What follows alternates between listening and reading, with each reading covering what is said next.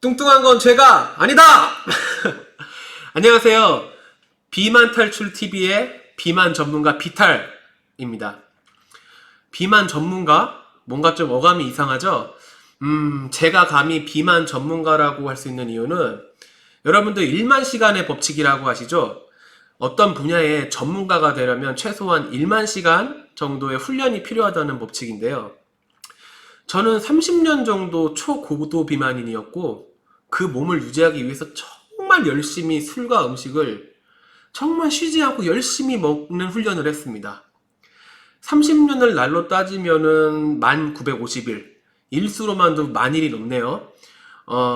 시간으로 따지면은 26만 2800시간을 제가 비만인, 초고도 비만인으로 살아왔습니다. 이 정도면 비만 전문가라고 해도 되겠죠? 다이어트는 사춘기 지나서 고등학교 때부터 시작했습니다. 평생이 다이어트였어요. 그러고 항상 살과의 전쟁이었고 항상 컴플렉스였습니다. 다이어트에 좋다는 모든 거 다 해봤고 그렇지만 언제나 결과는 요요였습니다. 이놈의 요요는 무슨 나이키 광고처럼 한계 그것은 아무것도 아니다. 뭐 극복할 수 있다 이런 것처럼 저의 한계를 항상 깼어요. 평생이 다이어트고 평생이 요요였는데 이놈의 실패할 때마다 절대 더 오를 것 같지 않은 체중은 항상 그 한계를 깨고 더 올라갔습니다. 빠지는 건 물론 더 힘들었고요. 110kg에서 이를 악물고 90kg까지 제가 식단 조절에 뭐 수영에 스쿼시에 여러 가지 운동을 해가지고 감량을 해놓고 나면 좀만 방심하죠? 왜냐하면 식욕이라는 게 있으니까 어느새 다시 제자리로 아니 이놈의 요요는 항상 내 자신의 한계를 초월하여서 110 이상 뭐 112kg로 돌아오고 그래서 또 삶을 그렇게 살아요. 그러다 보면은 또 언젠가 또 이런 마음이 들 때가 있어요. 살을 빼자. 난 할 수 있다. 이렇게 해서 다시 또 막 뭐 수영도 하고 닭가슴살 먹고 막 하면서 90kg까지는 근데 또 못 가요. 예전에는 가봤던 감량이. 그리고서는 다시 또 요요가 오면 그 한계를 또 뚫습니다. 112kg를 뛰어넘어서 115kg까지 또 요요가 옵니다. 그렇게 해서 저는 최고점을 123kg까지 쪘습니다. 정확하게 기억나는 게 123.9였어요. 그래도 0.1kg 때문에 124는 못 찍었네요. 그 대신에 평생 기억할 수 있습니다. 1, 2, 3, 123kg. 체중이 내려가는 거는 점점 힘들고 올라가는 건 이놈의 몸뚱아리는 이제 무슨 초사이어인이에요. 항상 한계를 넘어요. 초사이어인이 1, 2의 끝일 줄 알았더니 3, 4까지 나오대요. 저도 계속 뚫어요. 계속 뚫는 겁니다. 그리고 저를 새로운 세계로 새로운 몸무게로 데리고 올라갑니다. 평생은 식단 조절하면서 맨날 닭가슴살만 먹을 수도 없고 사실 먹는 게 너무 좋았습니다.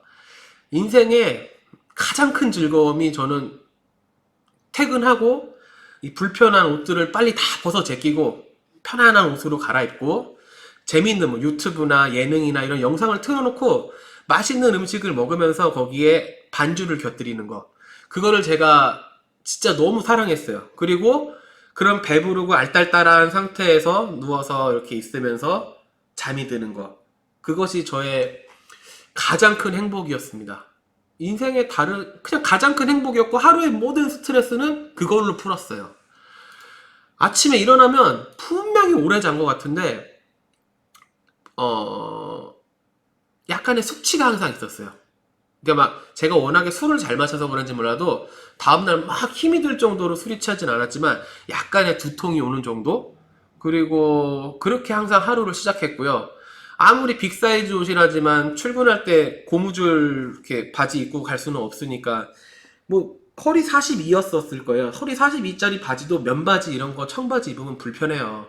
불편하고 또 옷은 항상 상의는 3X 라지나 4X 라지 입었습니다. 115에서 120 정도 그렇게 입고 그 옷을 입어도 이게 항상 이거 비만 전문가라 아는 건데 우리 비만인들은 항상 옷을 입으면은 이렇게 해요. 이렇게 늘려요. 이렇게 늘려서 이렇게 늘리면 조금이라도 옷이 늘어난 것 같고 그러면 이렇게 배가 좀 가려지는 것 같고 그리고 이렇게 서 있기보다는 이렇게 딱 서 있기보다는 항상 약간 이렇게 기울입니다. 기울이면 옷이 이렇게 배를 가리고 가슴을 가려서 약간 커버가 되니까. 그래서 그런지 몰라도 우리 비만인들은 거북목이 많아요. 생활 습관에서 이미 그렇게 몸을 항상 수그리고 다니는 게 많거든요. 출근하면 항상 하루가 같았어요. 오늘 퇴근하면 어떤 영상을 보면서 어떤 맛있는 음식에 어떤 술을 마실까?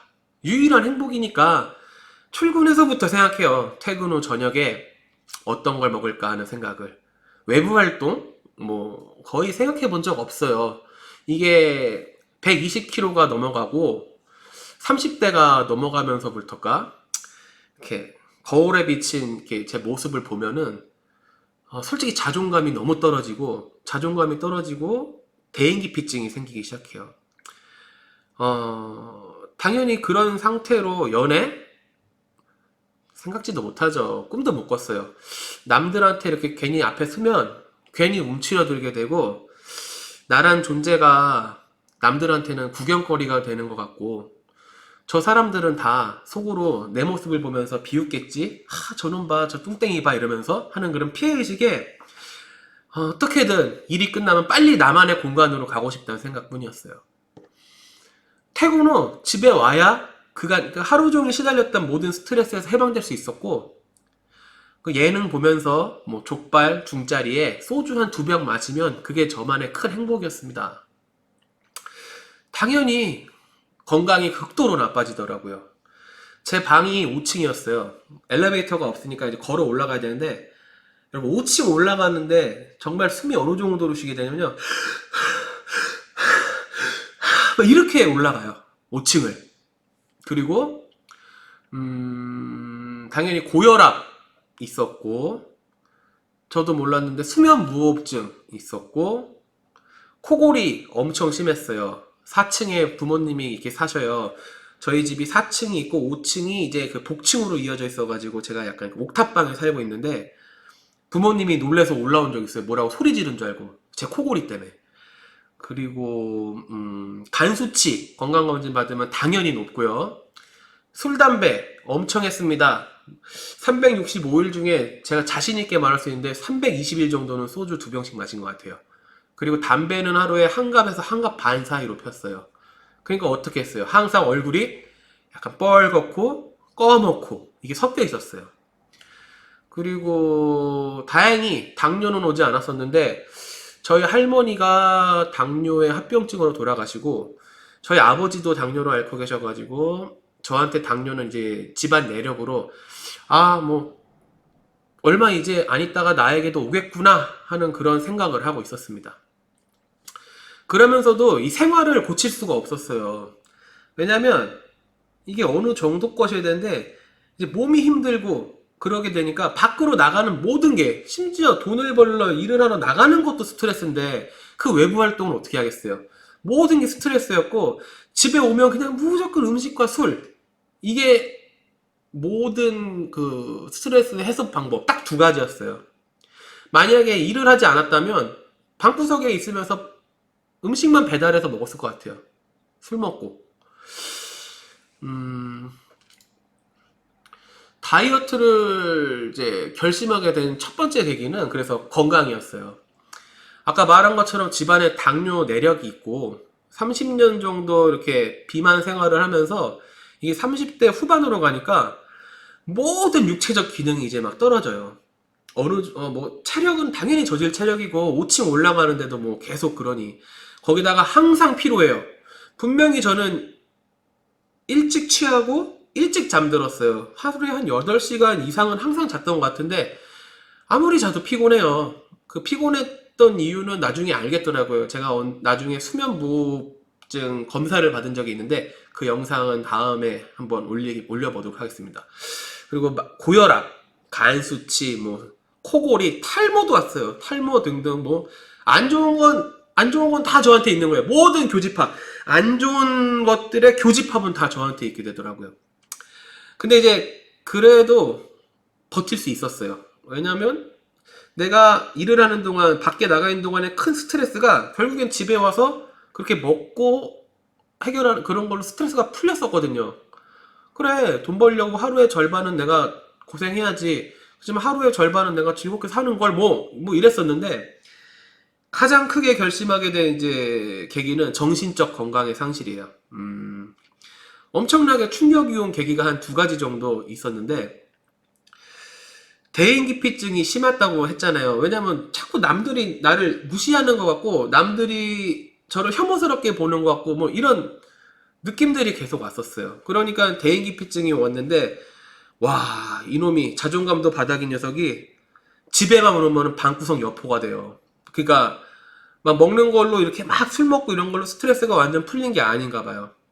그러니까 예를 들면 부모님이나 뭐 동생이나 뭔가 좀 저를 이렇게 제 비위에 거슬리는 말이나 행동을 하면은, 와, 밖에서는 아무 말도 못하는 놈이 방구석 여포가 돼가지고는 가족들한테 막 제가 뭐라고 막 싹 잡아대는 거예요.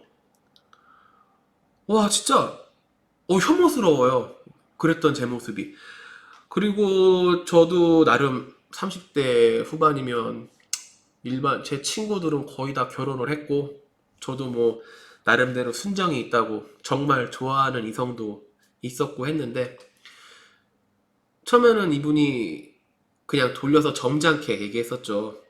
나 뭐 죄송하다, 안 맞는 것 같다, 뭐 이랬는데, 나중에는 그냥 완전 핵직구를 저한테 날리더라고요. 뚱뚱해서 싫다고, 뚱뚱한 사람이랑 같이 있을 수 없다고, 절대 뚱뚱한 사람 만날 수 없다고. 이제 사람이 다 이런 거 있잖아요. 알고 있었는데 나도 그럴 거라고. 그렇지만 그걸 직접적으로 들으고 나면은, 이제 막 충격이 옵니다. 그러면 집에 와서 이제 다시 그날은 이제 뭐 더욱더 폭식과 음주를 즐겨요. 막 즐겨요. 그리고 그래도 내가 오늘 그렇게까지 핵 직구를 들었는데 더 이상 살이 찌면 안 되지 않나 싶은 생각에, 그렇게 이제 막 다 때려놓고서는 화장실로 가요. 화장실로 가서 입에다가 손가락 집어넣고 다 토해요. 다 토하고서, 얼마나 힘들어요, 토하는 거. 다 토하고 나서 막 음식물 이렇게 막 붙어 있는 거, 토하면 막 눈물도 나요. 그럼 눈 충혈돼서 뻘겋고 눈물 나고 막 음식물 묻어 있는 상태에서 이렇게 앞에 이제 화장실 거울을 딱 보는, 거울에 비친 제 모습을 봤는데, 다시 토할 것 같더라고요, 정말. 제 모습에 혐오가 느껴졌었어요. 그러면서 좌절했었어요. 그러면서도 변할 수 없었더라고요. 못 변하겠어요. 근데 아버지께서 이제 당뇨가 아까 있다고 했었잖아요. 근데 아버지께서 한 1년 전에 위우회술이라는 걸 받았어요. 그러니까 뭐 그런 자세한 설명들은 나중에 다음 영상에서 하고, 아버지께서 그 위우회술을 하고서 한 1년 정도 지나고 나니까 아버지도 100kg 이렇게 되셨었거든요. 물론 저에 비하면 아무것도 아니죠. 100kg 됐던 몸무게가 한 78kg 정도로 오시고, 매일 이렇게 투약하셔야 했던 인슐린 주사도 끊게 되고, 그리고 그 수술 78kg를 거의 한 1년 정도, 지금도 항상 그 몸무게를 유지하시고 계시고, 항상 먹는 거를 원하시는 대로 다 드세요. 그런 걸 보면서 너무 아버지가 변하는 모습이 보기 좋고, 유지하는 거에서도 그렇게 힘을 들이지 않으시긴데, 그럼 보시면서 아버지가 어느 날 저한테 그러시더라고요. 너도 한번 아버지가 자기 수술하신 의사 선생님한테 가가지고 상담 한번 받아보는 건 어떻겠냐. 그래서 저도 처음에는 맨 처음엔 무시했죠. 나 젊은데 내가 맘먹으면 살 뺄 수 있어요. 괜찮아요, 막 이랬지만, 자신감은 점점 떨어지고 자존감도 바닥이고, 솔직히 그냥 한번, 어차피 상담받는 거 정도야 밑져야 본전 아닌가 하는 생각에 이제, 그리고 더 이상 이제 뭐 바닥도 없어요. 더 이상 바닥도 없고, 이제 뭐 바닥 다 쳤는데 뭐 그 정도 상담 받아보는 게 어때 하면서 이제 마음을 먹었습니다. 그래서 제가 이제 서울에 올라가서 아버지께 이제 아버지 수술해주신 집도의 교수님하고 이제 상담을 했어요. 상담을 했는데 저는 아직 이제 당뇨가 없으니까 위절제술을 하는 게 좋다고 하시더라고요. 그러면서 지금까지 비만으로 살아온 제 자신의 문제가 제 잘못이 아니고, 그걸 병이라고 얘기해 주더라고요. 그러니까 우리 감기가 걸리면은 병원에 가서 주사를 맞고 약 처방 받아서 감기를 낫잖아요. 그런 식으로 내가 잘못해온 게 아니고 내가 잘못한 게 아니고 그거는 병이다. 네가 병을 갖고 30년 동안 고치지 않고 살아온 거지 너의 잘못이 아니다라고 얘기해 주시는 거예요. 저 정말로 눈물이 핑 돌았고 정말 내가 항상 모두가 나를 혐오스럽게만 보고 나를 질책하고 나를 참 어떻게 보면은 이게 제 자신의 문제겠지만 나를 쓰레기처럼 본다라는 생각을 했었어요. 근데 내 잘못이 아니라는 거예요. 나는 그냥 병에 걸려 있던 거예요. 그 말에 저는 바로 결정했습니다. 위절제 수술을 결정했고 그리고서는 이제 그 수술을 받으려면 수술을 준비하는 과정들이 있어요. 그 과정들도 다음에 나중에 영상으로 올려드리고요. 그렇게 결정을 하고 저는 수술을 받았어요. 그리고 지금 현재 순수하게 지방만 한 30kg 정도 감량해서 30kg 정도 감량했고요. 몸은 한 30kg 감량되는데 한 3개월밖에 걸리지 않았어요. 근데 제가 수술하고 한 달에서 두 달 정도 있다가 이제 웨이트라는 걸 시작하기 시작했습니다. 그러면서 상승 다이어트라고 할까요? 그 근육량은 그대로 지키면서 지방만 계속 빼면서 몸이 급속도로 살이 빠지니까 막 고무풍선처럼 살이 빠질 수 있잖아요. 그러니까 그거를 막기 위해서 나름대로의 고강도 웨이트를 시작했습니다. 그래서 지금 현재 계속 ING 중이고요. 현재는 지금 그 정도 30kg 정도를 빼고 있고요. 제 체중 감량에서 가장 큰 첫 번째 방법은 결국에는 위절제술을 통한 강제적인 식단 조절이에요. 일단 몸에 먹는 게 없으니까 살이 빠질 수밖에 없는 거예요. 그리고 스스로 관리를 위해서 고강도 웨이트를 하고 있고 그게 지금 현재고요. 현재는 한 오전, 오후 1시간 반 정도씩 해가지고 총 3시간 정도 쉬는 날 없이 운동하고 있어요. 제가 유튜브를 개설한 이유는 저 같은 고민을 갖고 있는 분들이 많을 거라 생각이 들어서예요. 저는 이제 5개월 차 헬린이고 아직도 몸은 별로 좋지 않고 그렇다고 뭐 운동 수행 능력이 막 좋은 것도 아니에요. 그렇지만 누구에게나 저는 항상 얘기해요. 나는 제2의 인생을 살고 있다. 제2의 인생이다. 난 다시 태어났다. 그리고 제가 낮아졌던 자존감도 다 올라갔고요. 남들을 대할 때 두려움 없어요. 왜냐면 저는 지금 제 삶에 있어서 떳떳하거든요. 최선을 다해 살고 있고 즐겁게 살고 있고 에너제릭하게 살고 있고 그러다 보니까 자신감도 점점 올라오고 그래서 저는 저한테 온 이런 변화들을 이 땅의 모든 우리 비만인들과 얘기하고 제가 운동했던 방법들 또 그런 제가 가졌던 노하우들을 함께 공유해서 모두가 같이 한번 발전해보고자 하는 그런 채널을 만들고 싶어서 유튜브를 개설했습니다.